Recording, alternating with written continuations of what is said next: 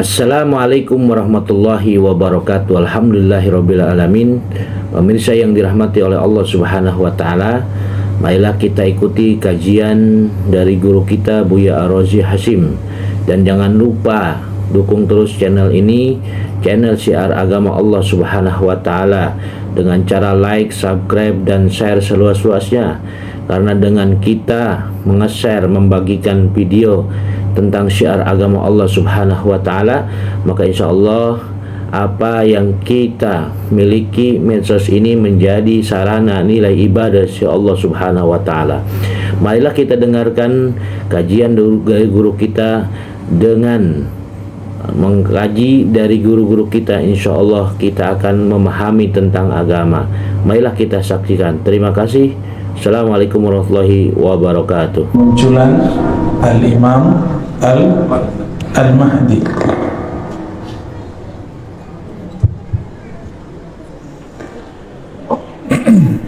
Al-Mahdi itu berarti orang yang diberi hidayah. Al-Mahdi berarti sosok yang dibimbing oleh Allah Subhanahu wa ta'ala, ya. Maka kalau disebut Al-Imam Al-Mahdi, maka maknanya imam yang di-guidance, yang dibimbing selalu oleh Allah Subhanahu wa ta'ala qalbunya. Karena dalam hadis dikatakan wa may yu'min billah yahdi qalbah. Ya, cukup Pak. Kalau mau benerin sebelum ngaji, ya.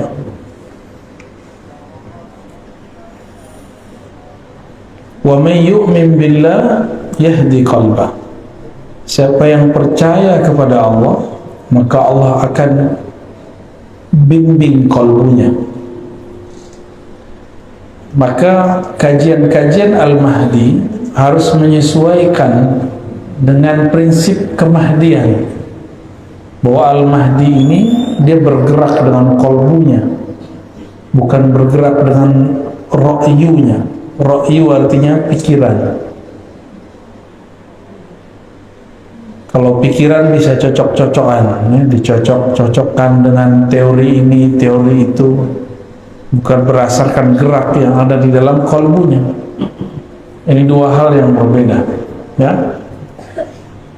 Hari ini banyak orang yang halu, atau banyak orang yang ngaku-ngaku pergerakannya pergerakan Al-Mahdi. Sedangkan Al-Mahdi itu orang yang tidak mungkin ngaku-ngaku, karena dia dihidayahkan oleh Allah Subhanahu wa ta'ala. Al-Imam Abu Dawud nulis satu bab khusus mengenai Kitabul Mahdi, bab mengenai Al-Imam Al-Mahdi. Nah, ini saya bacakan beberapa hadisnya. An Abdullah bin Mas'ud, dari Abdullah bin Mas'ud, anin Nabi sallallahu alaihi wasallam, dari Nabi sallallahu alaihi wasallam, "Law lam yabqa min ad-dunya illa yawmun." Seandainya dia tidak tersisa lagi di bumi ini, di dunia ini, kecuali satu hari saja, la tawwalallahu dzalika al-yawm, sungguh Allah akan memanjangkan hari tersebut, hatta yab'atha fihi rajulan minni min ahli baiti, sampai Allah mengutus pada hari tersebut rajulan minni, seseorang laki-laki, minni, dariku. Dalam riwayat ini ditambahkan min ahli baiti, dari ahlu baitku. Apa arti ahlu bait? Keluarga Rasulullah sallallahu alaihi wasallam. Ahlu bait itu yang inti. Jadi ada ahlu bait secara umum, istri-istri Nabi, begitu juga Bani Hashim. Tapi ada Ahlul Bait yang khas, anak-anak Rasulullah, mantu-mantunya, dan cucu-cucunya. Maka dalam hal ini yang termasuk di dalamnya adalah Utsman, Ali. Terkhusus untuk Sayyidina Ali karena dari beliaulah bersambung nanti zuriat Rasulullah SAW dari jalur Fatimah. Ya, ini kekhususan bahwa Nabi tidak punya anak laki-laki, maka anaknya dari jalur perempuan. Sayyidina Ali punya anak Hasan Hussein, dan Nabi SAW sangat mencintai mereka. Jadi Ahlul Bait yang khas disebut Nabi siapa? Khadijah, Fatimah, Hasan, Hussein, dan Ali. Ini yang disebut Ahlul Bait. Zuriat Sayyidina Hasan dan Hussein, mereka lah yang disebut dengan zuriyah, keturunan Ahlul Bait. Ini secara harfiah. Oleh karena itu, di akhir zaman yang tidak percaya dengan zuriat Nabi, bahwa masih ada zuriat Rasulullah SAW, dipastikan mereka adalah musuh-musuh daripada Al-Imam Al-Mahdi. Berarti mereka masuk kelompok yang disebut Khawarij. Kelompok apa namanya? Khawarij. Lalu disebutkan di sini ciri-cirinya.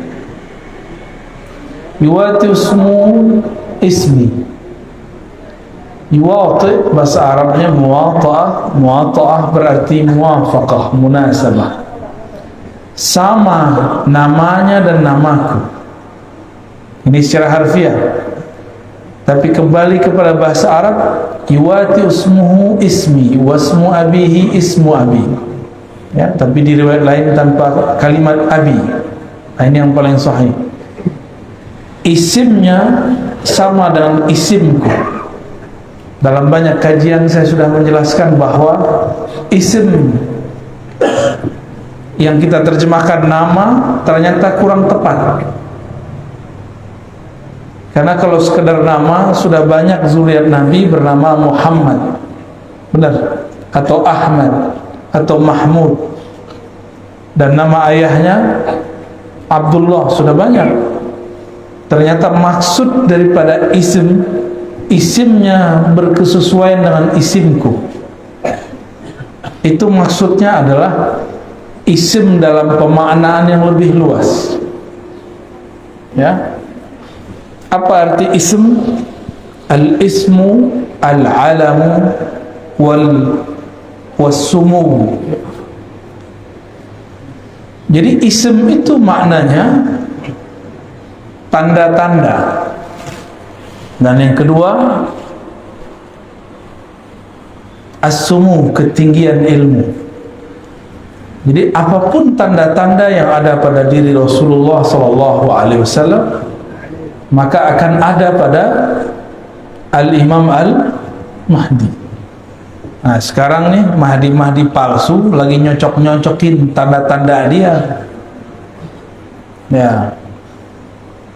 Tapi mereka salah faham, dikira itu tanda-tanda fisik. Ya, karena di hadis berikutnya disebutkan Al-Mahdi itu minni, dari keturunanku. Ya, dalam hadis Abu Daud nomor 4285, ajlal jabhah, jidatnya lebar. Yang jidatnya lebar mulai GR nih ya. Jidatnya sempit, wah kayaknya bukan saya nih. Ada orang datang jidatnya lebar ke saya, mau ngaku dia Imam Mahdi, tapi langsung kita bilang, jidat lebar kayak kamu mau ngaku Mahdi? Ya, ngacak dulu ya. Jidat lebar itu bukan berarti semua orang yang punya jidat lebar berarti ada bakat jadi Imam Mahdi. Ya, Itu orang stres mungkin ya. Aqnal anf, hidungnya mancung sedikit agak bengkok, atau bengkoknya bagaimana. Tapi ini juga salah satu makna. Tapi ingat, ini itu setelah Imam Mahdi diislah, ada namanya islah. Jadi Imam Mahdi itu dalam hadis yuslihuhullahu fi lailah, akan Allah islah dia, perbaiki dia dalam satu malam. Berarti kalau sekarang Imam Mahdi ada, itu masih Allah tutup. Kalau dia diislah, islah itu diperbaiki, dicocokkan, berarti sekarang belum terlihat cocok. Berarti sekarang belum matching lahir batinnya, sehingga orang bingung, ini masa ini Imam Mahdi. Tapi karena kajian-kajian akhir zaman ini berdasarkan cocoklogi yang parah, banyaklah orang-orang yang jidatnya lebar, hidungnya agak mancung dikit, terus GR. Sepertinya saya lah Al-Mahdi. Ditambah pandemi datang, tambah stres, ya. Dan tidak satu dua yang ngaku kepada saya bahwa dirinya Al-Mahdi. Al-Mahdi itu bukan pencirian fisik. Maka kembali kepada hadis yang tadi, ismuhu, ya, yuwati usmuhu ismi, isimnya tanda-tanda hakikat dirinya, bukan tanda fisik. Bukan tanda fisik. Kalau tanda fisik banyak zuriat Rasulullah milik Rasulullah sallallahu alaihi wasallam. Ya.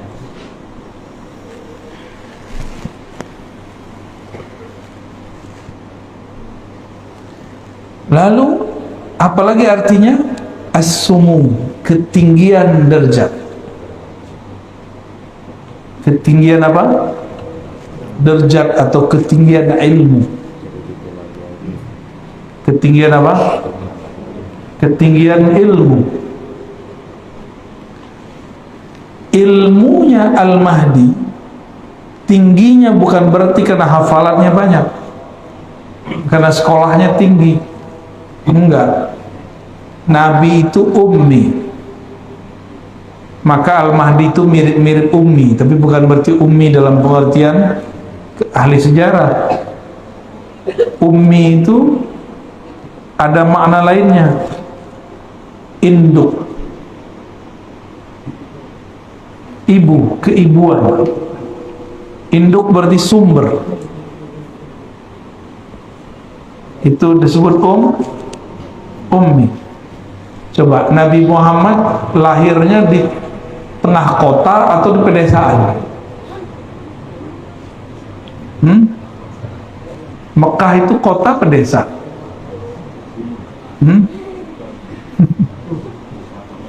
Desa apa kota tuh Mekah itu? Berarti nggak paham ya selama ini Mekah itu apa ya? Bayangin desa gitu ya, itu nggak ngerti sejarah itu.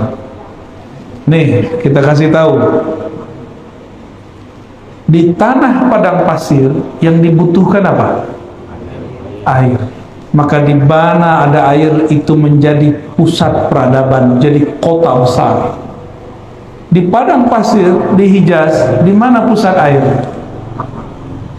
Di Mekah. Berkah kaki Sayyidina Ismail, maka keluarlah air. Ada orang safar, mereka minta air.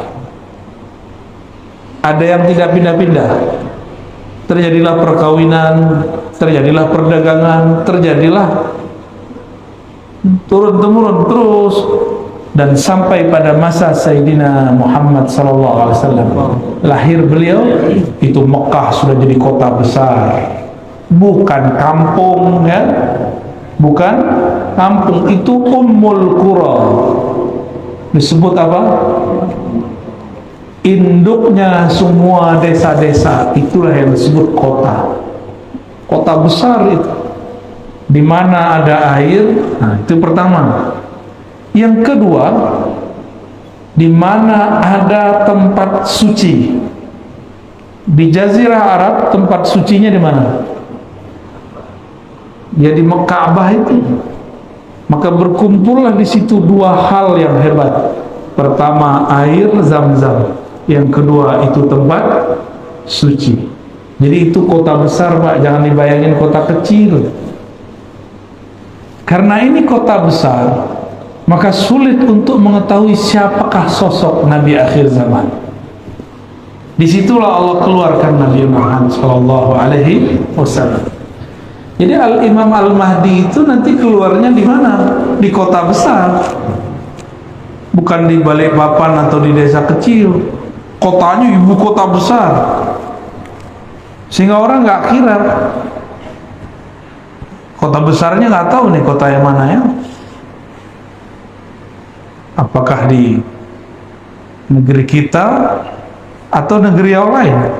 Kan banyak kota besar, benar nggak? Banyak kota besar. Nah, kita tidak punya kewajiban mengetahui kota yang mana. Tapi kewajiban kita mengetahui ciri-ciri rohaninya. Adapun ciri fisiknya setelah Allah islah dirinya baru terlihat. Hidungnya mancung, ya, jidatnya lebar. Nah, itu nanti, Pak, ya. Dioperasi dulu ya.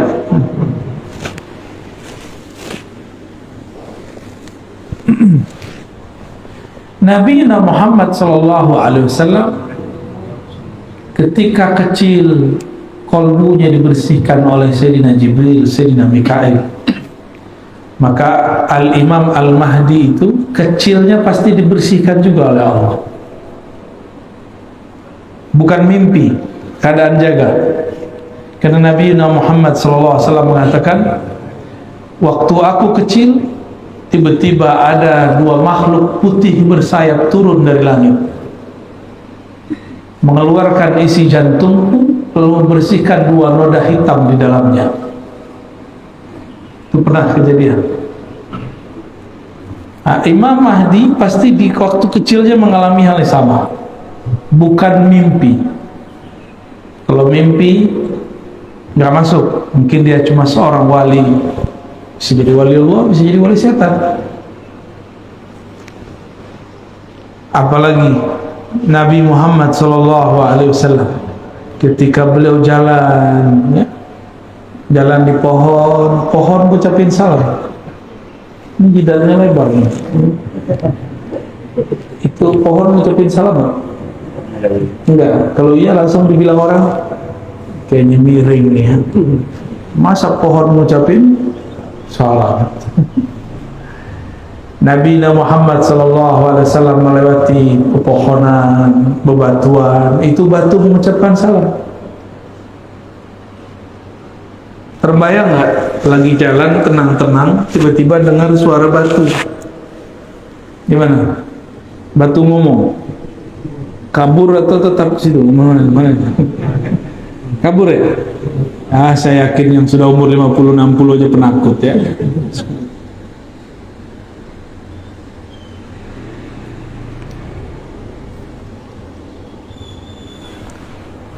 Saya kira yang penakut itu anak kecil. Ternyata orang gede lebih penakut dari anak kecil. Dulu kita waktu kecil diizinkan Allah, ya, beberapa anak kecil tuh izinkan Allah tuh melihat alam-alam lain. Biasanya kalau diperlihatkan malah penasaran, apa nih ya. Kalau sudah jadi aki-aki malah kabur ya. Wajar nggak jadi nabi kan? Wajar nggak jadi Imam Mahdi? Karena kalau ngalamin dikit takut GR. Kawan saya baru mimpi ketemu Rasul, girangnya bukan main. Baru mimpi ketemu Rasul sallallahu alaihi wasallam. Ibunya Rasulullah hampir tiap malam ketemu malaikat atau ruh para nabi. Hampir tiap malam. Udah gak kaget, udah gak norak, kira-kira begitu. Tapi kawan kita baru sekali mimpi Rasul, cerita kemana-mana ya, girang. itu baru dikasih satu mimpi. Mimpi itu adalah wahyu-wahyu yang tersisa, mimpi yang saleh, mimpi yang bagus. Ar-ru'ya as-salihah itu adalah busyra, kabar gembira yang masih tersisa di akhir zaman, bentuk lain daripada wahyu-wahyu yang tersisa, disebut ilham atau mimpi yang baik.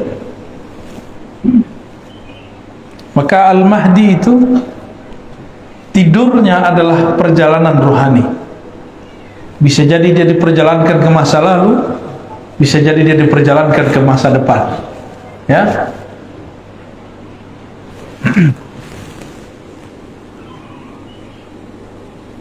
Lalu apa yang terjadi sebelum Al-Mahdi keluar?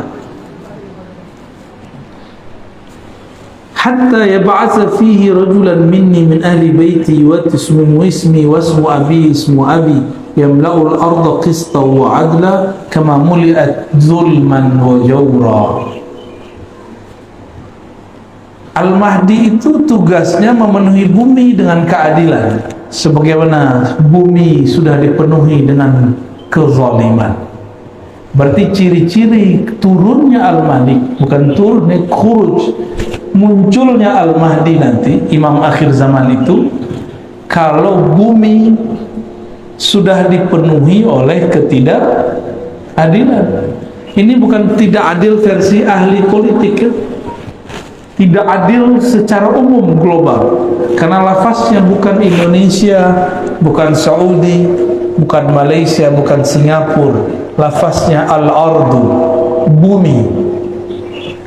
Sebagaimana bumi dipenuhi dengan kezaliman, maka dia akan datang membawa keadilan.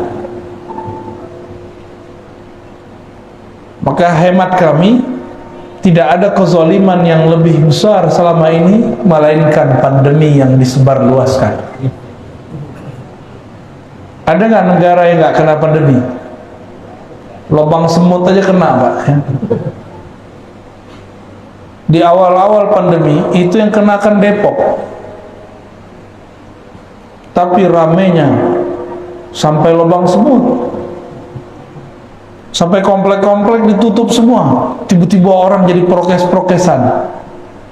Yang kena di Depok, yang rame orang Balikpapan, tutup semua, benar nggak? Hebatnya berita, ya, hebatnya orang bikin berita. Itu yang bikin ketawa-ketawa, Pak, kita ketakutan.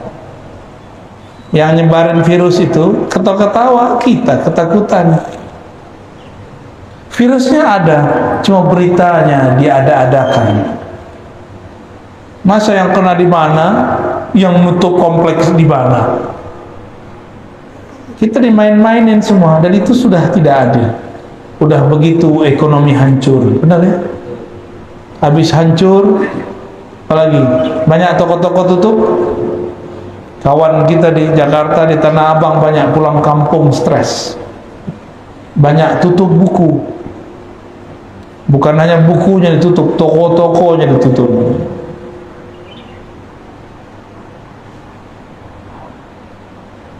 Ternyata Nabi sudah pernah mengabarkan dulu, di akhir zaman pasar-pasar di mana-mana tapi sepi. Maka sekarang depan komplek sudah ada toko-toko, udah kayak pasar, tapi sepi. Maksudnya apa? Orang nggak belanja lewat pasar. Nabi kan nggak mungkin bilang nanti di akhir zaman ada Tokopedia, ada Lazada, ada Shopee, kullu bid'atin dhalalah. Nggak mungkin Nabi bicara dengan lafaz-lafaz begitu. Tapi Nabi kan diperjalankan ke masa depan, ke masa kita, dan Nabi lihat orang-orang menggunakan handphone. Tapi kan nggak mungkin Nabi bilang nanti ada benda kecil dipencet-pencet. Nggak mungkin Nabi ngomong begitu ya. Nabi ngomong dengan bahasa para sahabat. Ini handphone canggih ya. Mau berangkat ke Jakarta tinggal pencet-pencet kan. Zaman kita dulu masih kecil, waduh, masya Allah. Apa namanya dulu? warung telkom apa? Wartel, bukan warteg ya. Wartel, ribet. Nelfon 5 menit, kenanya 50.000. Sekarang Bapak bisa telepon sepanjang-panjangnya, ya, secapek-capeknya, sampai doer di bilnya boleh, sampai habis tuh baterainya boleh, tapi nggak nyampe 50.000. Jadi ke depan fasilitas hidup tambah mudah, tapi karena manusia dimanjakan, maka perasaan dia susah sedikit, terasa susah sekali. Kita ini terlalu manja, Pak. Dulu kita biasa kemana-mana jalan kaki, benar. Sekarang cuma 100 meter pakai mobil. Gaya bener ya. Cuma ke depan 500 meter udah pakai motor. Wajar kalau sudah banyak penyakit hari ini. Masih muda, penyakitnya sudah banyak. Ya.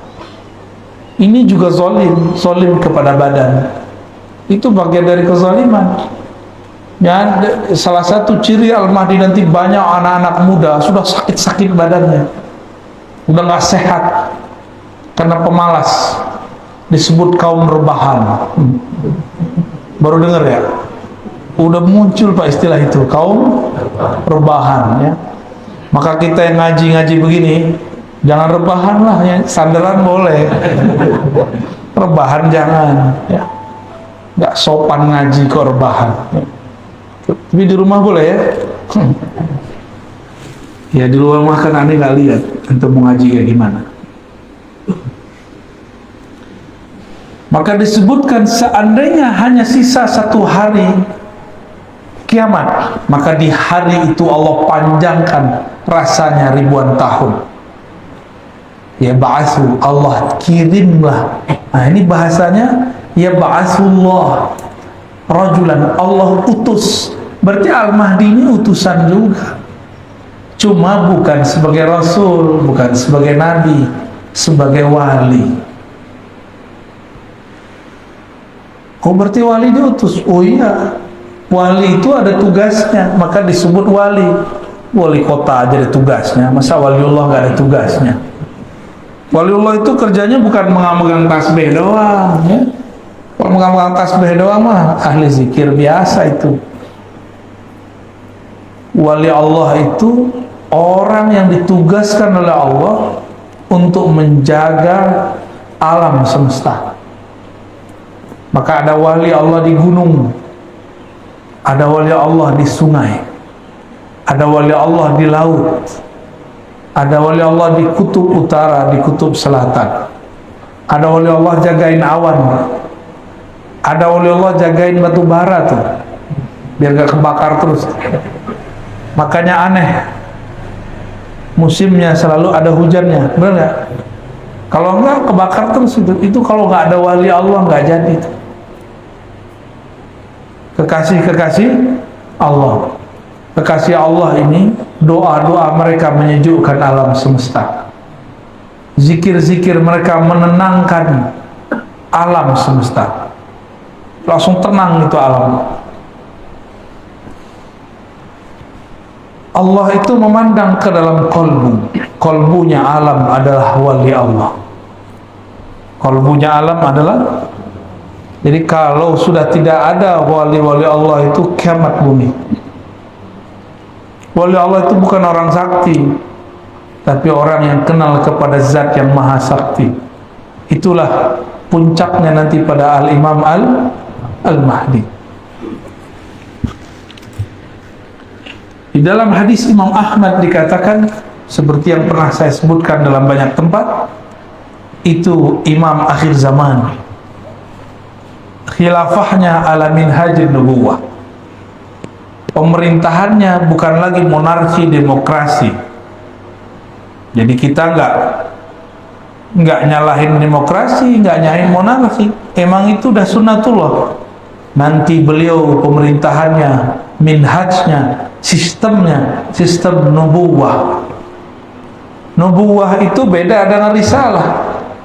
Nubuwah itu beda dengan ilmu fikih.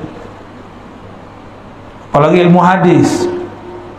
Al-Habib cuma bilang mana dalilnya, itu nggak cukup lah. Nubuwah itu ilmu yang Allah turunkan, yang Allah simpan di dalam kalbu kekasih-kekasihnya. Itu disebut dengan nubuwah. Maka Al-Mahdi itu dia bergerak dengan gerakan di dalam kalbunya berdasarkan petunjuk dari Allah Subhanahu wa ta'ala. Bukan hanya sekedar hafalan Al-Quran, dia dapat ilham langsung dibimbing oleh Allah. Dan gak mungkin lah ya Al-Mahdi main YouTube ya. Yamliku sab'a sinin, dia nanti akan memimpin, mentadbir alam selama 7 tahun. Di riwayat lain 5 tahun. Ada yang paling panjang menyebutkan 9 tahun. Ini nggak usah khawatir Pak. Sebelum beliau memerintah, beliau sudah muncul. Di saat itu terjadi paceklik di alam semesta. Lalu puncaknya 40 hari Ad-Dajjal, Al-Masihud Dajjal keluar. Tapi 40 hari sama seperti 40 tahun. Lama rasanya. Kok bisa kita ini hidup terasa cepat? Karena Bapak Ibu sibuk, nggak ngapa-ngapain, sibuk main handphone ya, nonton. Dulu di zaman kita masih kecil, orang nonton aja dimarahin guru. Sekarang guru-gurunya main handphone. Maka waktu sebentar sekali, sudah tak terasa sudah 2 tahun kita hidup bersama pandemi. Bapak belum talak-talak juga dia ya, karena dia nggak mau ditalak dia. Benar ya 2 tahun? Tegangnya kok udah hilang. Kayaknya dulu kalau masuk masjid orang nggak pakai masker langsung dipelototin. Padahal yang kena orang Depok. Tutup musola nggak dulu? Dilarang tuh. Semua ketakutan Pak.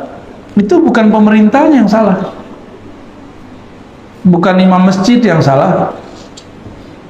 Emang sudah begitu masanya. Bukan hanya musola masjid, gereja ditutup ya, wihara ditutup semua. Jadi jangan kita kemudian pakai otak konspirasi, abal-abalan. Konspirasi itu ada ilmunya, ada teorinya. Jangan pakai teori abal-abalan. Wah, ini tanda nih, tanda ingin menghancurkan umat Islam nih. Wah, mesti ditutup. Ya salam. Kristen juga tutup gerejanya. Yang waras kalau mikir, ya mikir itu yang cerdas sekalian, yang kritis sekalian, benar sekalian. Ya, jangan ngomong nanggung kalau kritis. Jangan mikir begitu ya. Semua Pak. Karena Dajjal itu musuh semua agama. Musuh semua agama. Nanti ada masa handphone tidak bekerja. Ini kabar buruk Pak. Saya bukan nakut-nakutin. Kata ahli bahan bakar di dunia. Ini kan Balikpapan ini punya, ada Pertamina, dulu ada Chevron, ya, ada Total, masih ada nggak tuh? Udah nggak ada ya? Udah angkat kaki dia. Itu ciri-ciri itu dah. Nanti 2030 kata mereka, mobil-mobil kita yang pakai bensin, pakai solar, nanti nggak bisa lagi, kehabisan energi. Jadi mumpung masih bisa beli mobil bensin, beli nggak sekarang? Nggak juru juga ya. Maksud saya sederhana. Ilmu tentang akhir zaman itu beda ahli, beda ibarat, beda istilah. Kita menyebutkan di akhir zaman semua kembali manual, gitu. Ya. Tapi dalam bahasa orang-orang ekonom, bahasa-bahasa orang-orang ahli bahan bakar segala macam, nanti 2030 orang mesti beralih kepada listrik. Saya nggak yakin juga. tunggu Pak 2030 ya. Bapak mau nunggu nggak? Ya, mobil-mobil katanya yang bensin apa nggak ada lagi. Ini sudah kabar, berarti ada kesepakatan antara ahli agama dan orang-orang yang di luar ahli agama, cuma beda istilah. Kita nyebutnya apa tadi? Nanti serba manual. Gimana Pak? Takut nggak? Itu beda lagi. Takut itu macam-macam bahasa Arabnya. Kalau takut sama Allah namanya takwa, khasyah. Ada khauf, itu beda lagi. Ada hadar. Bapak takut nggak mau Allah? Katanya takut sama Allah. Ya. Waktu pandemi orang buka masker batuk-batuk takut. Itu namanya waspada. Bahasa Arabnya hadar, hazrun ya.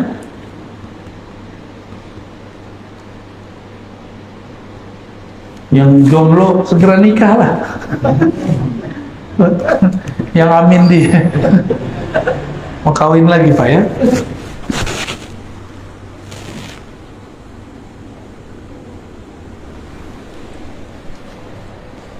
Di dalam hadis yang lain, hadis 4286 riwayat Imam Abu Daud, Ummu Salamah mengatakan yakunu ikhtilafu inda mauti khalifah فيخرج رجل من أهل المدينة هاربا إلى مكة فيأتيه ناس من أهل مكة فيخرجونه وهو كاره فيبايعونه بين الركن والمقام ويبعث إليه بعث من أهل الشام. Nah ini potongan aja saya baca. Tapi ini hadis tidak sampai derajat sahih ya, paling tinggi hasan. Nanti akan terjadi ikhtilaf ketika mati seorang pemimpin. Ini diperdebatkan, ini pemimpinnya di mana nih? Di Indonesia, di tanah Arab, atau di mana? Nah, ketika terjadi kematian seorang pemimpin, ikhtilaflah itu negara. Maka muncullah seseorang dari Madinah pergi ke Mekah, dipaksa oleh orang untuk memimpin umat. Bukan berarti dia orang Madinah ya, tapi dia sedang berada di Madinah. Maka kawan saya dulu cocok-cocok logi, kata dia, saya ketemu ada orang di Madinah lewat WA, itu orang sepertinya sifat Rasulullah ada pada dirinya, sepertinya dialah calon Imam Mahdi. Imam Mahdi kok pakai sepertinya ya. Imam Mahdi nggak boleh cocok logi ya. Ternyata hadis ini kita cek hadisnya dhaif. Maka kita ingin kasih tahu kepada kawan-kawan yang mencocokkan bahwa Al-Mahdi itu nanti dari Ahlul Madinah, ini belum tentu sahih. Karena hadis ini disebut hadisun dhaif ya. Bisa jadi bukan dari Madinah. Yang pasti yang sahih adalah dari keturunan Rasulullah sallallahu alaihi wasallam. Oleh karena itu, ini hadisnya masih banyak Pak, tapi sudah syuruk ya. Tugas kita sebagai umat yang berakidah ahlus sunnah wal jamaah apa? Menghormati zuriat Rasulullah sallallahu alaihi wasallam. Karena Nabi mengatakan Al-Mahdi pasti keturunanku, pasti keturunan aku. Maka saya berulang-ulang mengatakan, siapapun tidak hormat kepada zuriat Rasulullah, pasti itu musuhnya Al-Mahdi ya. Sekarang udah ada belum kelompok begitu? Ustadz lagi, udah ada belum? Nggak percaya dia ada Habib, nggak ngerti, bilang aja nggak ngerti, tapi kok malah menolak yang dia tidak mengerti.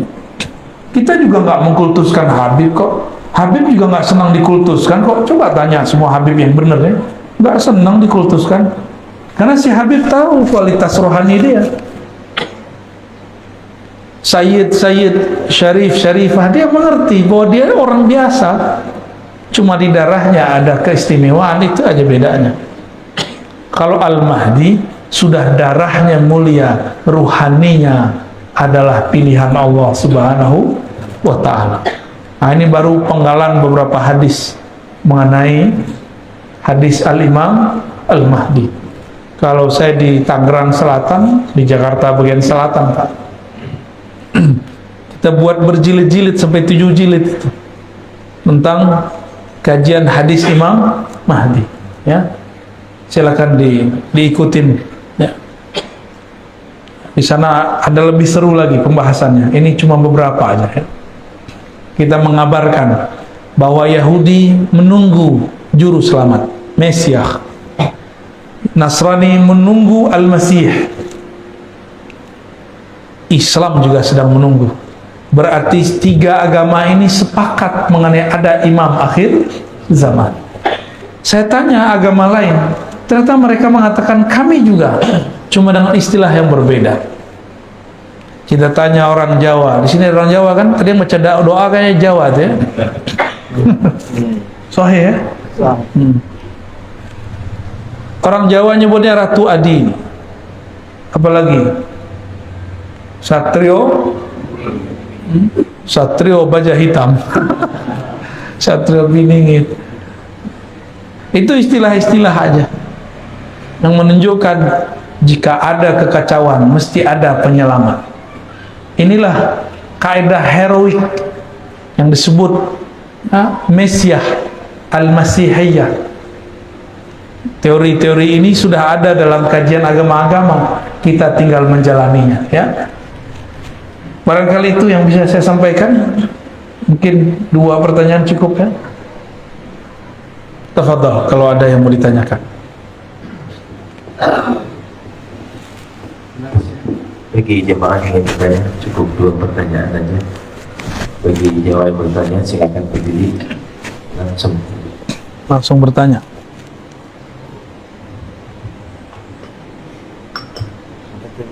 Ini aja, air putih.